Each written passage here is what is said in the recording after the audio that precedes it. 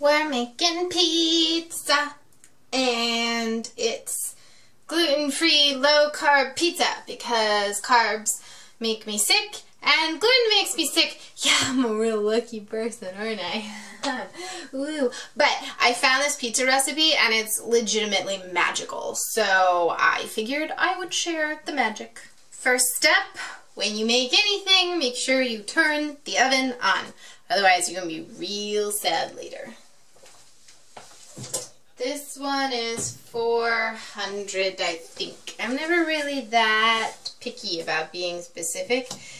I'm sure it makes me a terrible person, but I'm also sure that it's completely fine. The magical part of this pizza is that the crust is made out of cheese. So I just take this big old bag of cheese,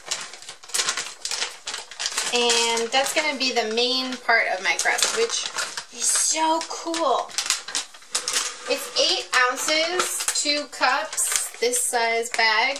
I buy it in this size, it's easy, I don't have to measure. So it's just going to go in the microwave. You don't want to burn it, so I melt it like 30 seconds, a minute at a time, something like that, until it's not liquidy, that's too much, but like squishy. You should be able to form it into a ball and squish it.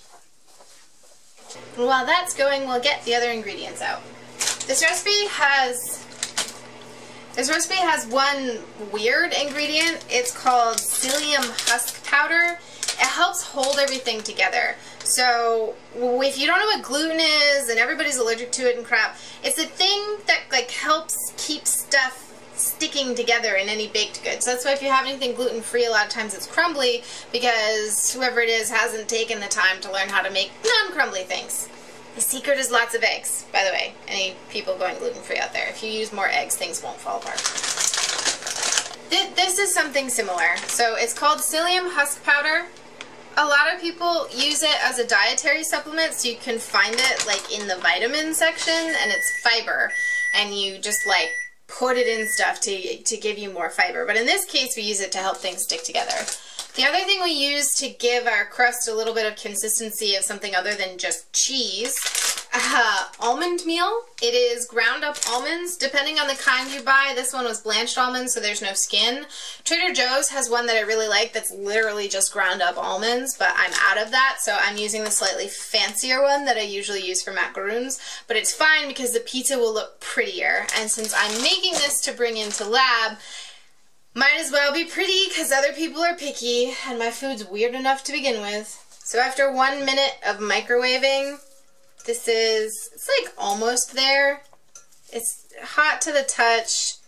It is kind of a gooey ball. I'm going to give it 30 more seconds just so that it's easy to work with when I start doing other things. I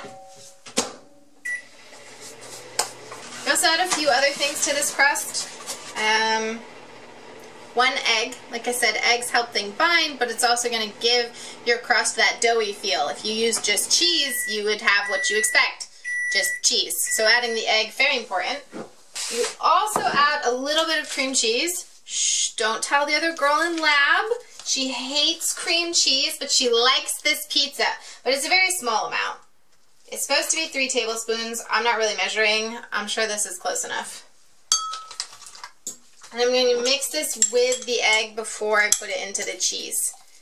Because when you start working with the cheese, it's very challenging to work with. So I'm just mixing it all up now to make my life easier. And it mixes together pretty quickly. You don't have to do a lot of work to it. As long as your cream cheese is semi-soft, as in not in the freezer, which is what I did the last time, and then had to quick thaw it, which was a pain. But it worked out just fine. So I've got melted cheese. It's going to be a little warm, so I wouldn't recommend touching it for too long, but it's malleable. And we add in our egg and cream cheese mixture. Stir and get it all to kind of combine. It won't combine that well.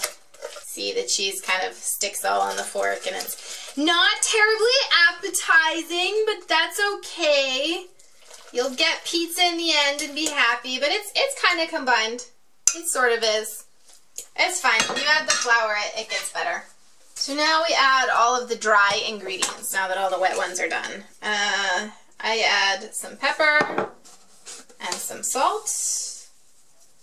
And just kind of toss in however much I think is necessary.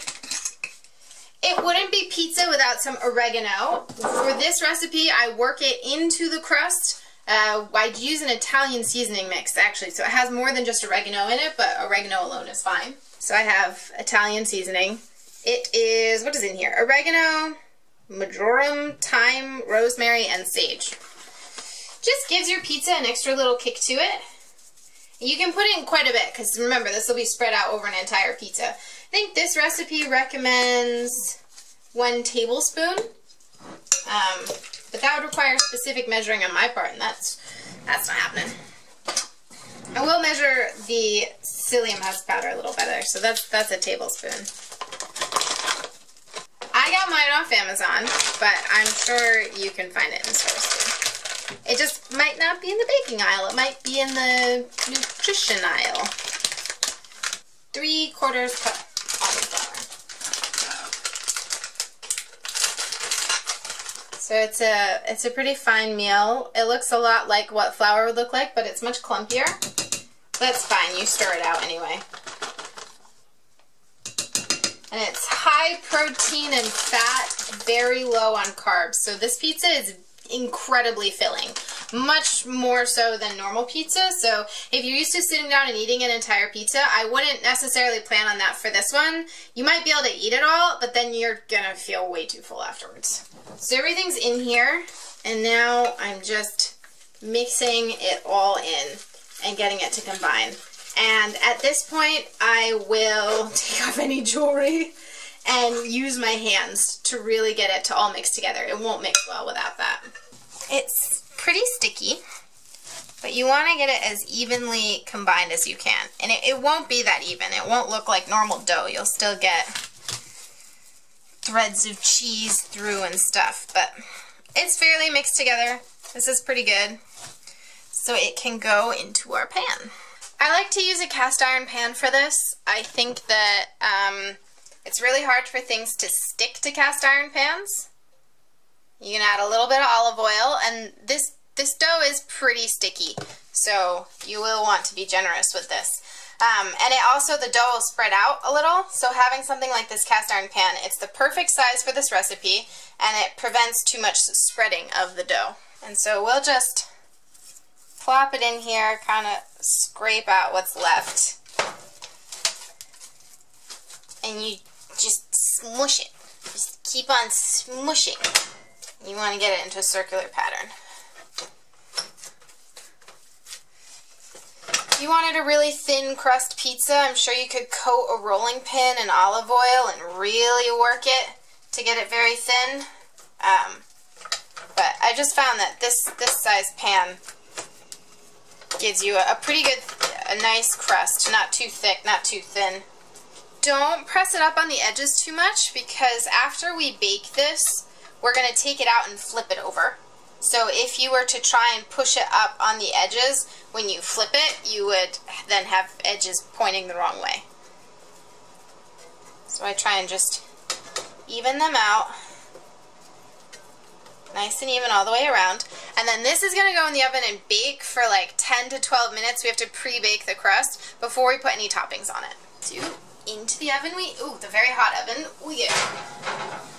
So that's pretty simple for now, and we can either get our toppings ready to go onto the pizza or just wait and chill, depends on what you do. So I like to multitask, so I'm going to get all of the things that are going on top of this ready. The last time I made it for my lab, I made a normal, boring old pepperoni pizza, and we have a vegetarian in the lab, so I made half pepperoni and then half was boring. Now, the vegetarian loves buffalo sauce, goes crazy over it, and so do I. So this time, I think I'm going to make it half buffalo chicken and half just like normal old buffalo sauce, so like a cheese pizza, because I am not the biggest fan of tomato sauce, so if I can use alternative sauces, I'm totally down with that. Another great one is garlic pizza. I have this roast chicken that's kind of gross looking now, but it's still perfectly great. Everyone knows that the dark meat's the best part, so I am just taking some of the white meat and shredding it, and we're going to soak it in buffalo sauce before we put it on top of the pizza later. being shredded into all these little pieces. It's not a very big pizza, so I won't shred up a lot of chicken. So I have my favorite buffalo sauce, and I will generously coat the chicken in it, and then mix it all up. And then this just kind of sits and waits until we're ready to put the pizza together. The crust is not done yet, but it's been in there for a little while. Let's take a look at it. I love it when stuff is cooking. Look how good! Mmm, pizza. Look at it. Looks a lot like a normal crust. If I'd been a little more patient, it would even be all smoothed out. Oh, it wants to focus in on my oven bars. Pizza. It is a little poofy. We're gonna flip it over though. The bottom's nice and flat, so it'll be flat when we're done. Time to flip the pizza. This part's kind of a pain. This is our beautiful golden poofy rising crust. This is all like a giant air bubble right now. And it will stick slightly. So I loosen everything with a spatula. Then I happen to have this giant spatula that makes life a lot easier. I get up under the whole thing, flip. And then sometimes it does scrunch up like this. So you can just flatten it back out. It's made of cheese. It's pretty elastic. Now normally you would stick it back in and bake for another couple of minutes. But I think that this is as done as I want it to be before adding more toppings. So instead of sticking it back in the oven, I'm just going to add the buffalo sauce and the cheese and the chicken and then put that all back in so that the next layer of cheese can get all melty and brown and yummy. Good plan, right? So first up, the buffalo sauce. Let's pour some on. Spread it around. It's not very spicy, so I'm not too concerned about it being too much for people to handle. But I still want to leave some of the crust showing on the edges, so I can't put too much. But it's buffalo sauce, so is there really such a thing as too much? It does kind of weird me out how orange it is. Doesn't seem like food should be orange. I'm sure it's fine though. Now I shall add my next layer of cheese. Because I'm boring, I only have one kind of cheese, but I would say that experimenting with other kinds and spicing it up would certainly be good. I got a finer shredded cheese for topping than I did for making the crust with, because since you already cook the crust quite a bit, and you can see how it's already browning a little, I don't want to cook the pizza for too much longer. So I want the cheese to melt, the next layer of cheese to melt and cook quickly. And I didn't forget about the buffalo chicken that we've had preparing. So this will go right on top where it's easy to see, so the vegetarian girl does not make a mistake she would regret. And also that probably wouldn't go so well for her.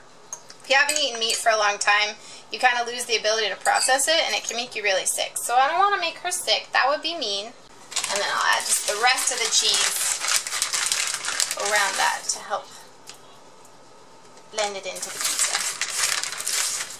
Pizza toppings all prepared, and now this puppy can go back in the oven pretty much until it looks good. So when it looks brown and bubbly, we are set. The chicken is already cooked, the crust is cooked, everything is ready. So now it's just about aesthetics.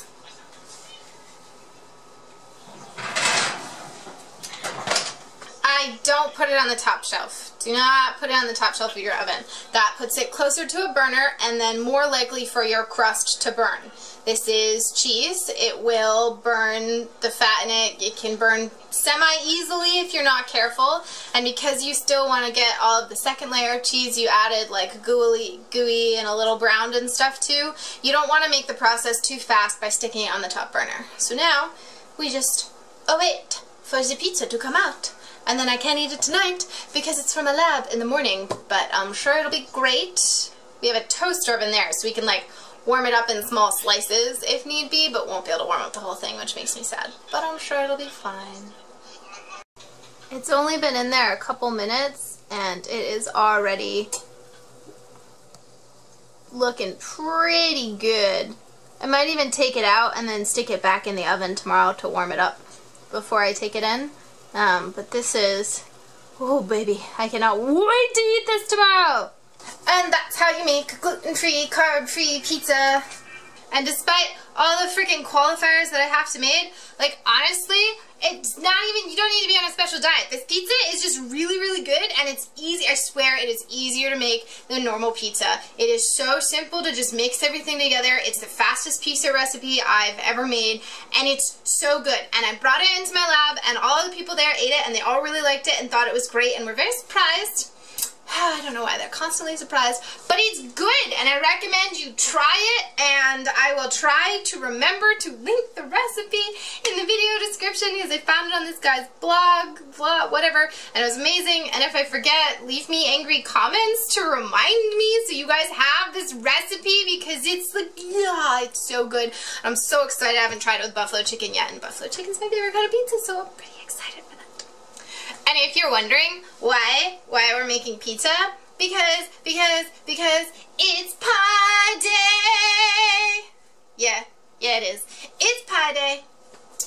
Unfortunately, by the time you're seeing this, pie day will be over. But you can remember it for next year's pie day. Yeah, 3.14, pie day. Yeah, pi, the awesome, amazing, mathematical constant that we use for lots of things. That pie day, so everybody was bringing in sweet pies, and I was like, yo, pizza pie. What?